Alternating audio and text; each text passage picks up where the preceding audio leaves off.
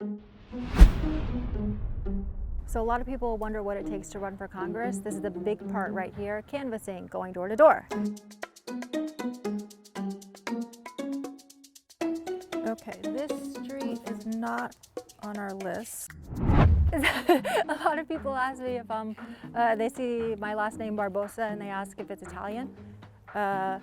It's not.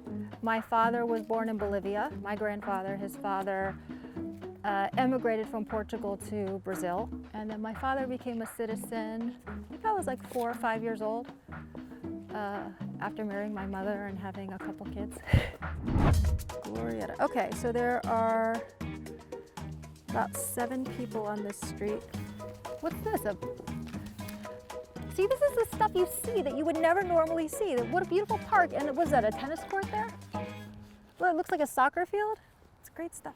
But when I first announced the campaign back in March, it was very early, very unusual to announce that early. I'm not a rich woman. I started the campaign by just putting $30 of my own into it, and the rest has been donations. The average donation is $20.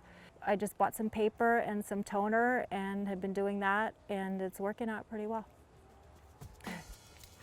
And we're in the 6 figures now, so $20 adds up when you have thousands of people who want to see your current congressman unelected in 2020.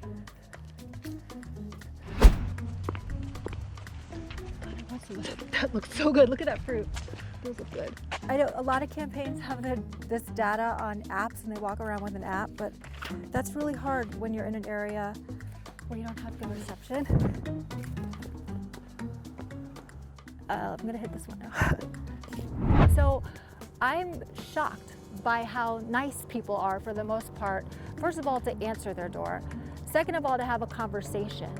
And third of all, most people who tell me that they like Schiff, because that does happen, just say, no, thank you, I like Adam Schiff. That says so much about I'd say the humanity and the civility that people still have, because on the news you see the extremes. You see the typical crazy liberal or crazy right-wing person screaming, fighting.